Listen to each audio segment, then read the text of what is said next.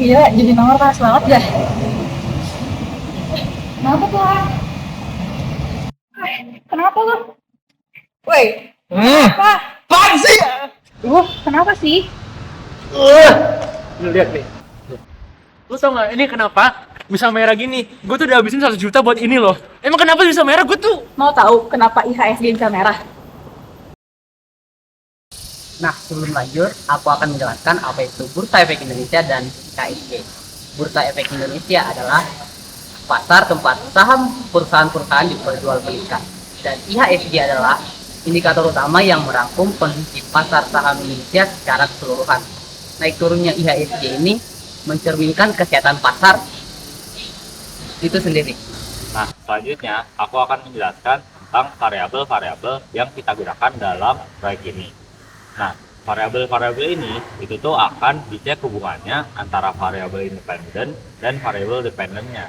Variabel yang kita gunakan itu meliputi pertama ada bulan, kedua ada jumlah perusahaan yang aktif, ketiga ada volume transaksi, keempat ada total nilai jual beli saham, dan kelima IHSG.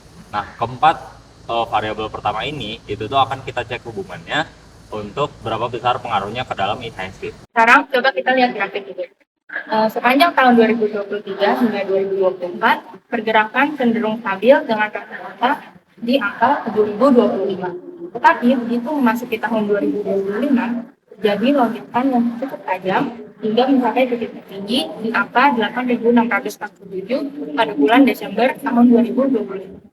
berdasarkan analisis hubungan antar variabel, bisa lihat bahwa korelasi terbesar dengan IHSG dimiliki oleh nilai transaksi dan juga volume transaksi dengan koefisien korelasinya 0,85 dan 0,82. Sedangkan jumlah perusahaan tidak memiliki korelasi yang sedang dengan IHSG dengan koefisien korelasinya sebesar 0,47.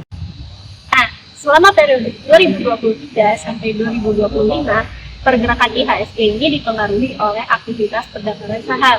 Berdasarkan hasil analisis, didapati bahwa nilai transaksi memberikan pengaruh paling besar terhadap pergerakan IHSG, disusul oleh volume transaksi.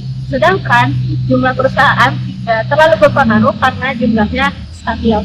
Nah, secara keseluruhan, tren IHSG ini cenderung naik meskipun tetap mengalami naik turun di beberapa periode.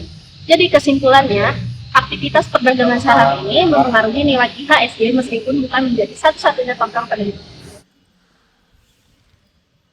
Udah ngerti kan? Oh gitu, oke. Terima kasih.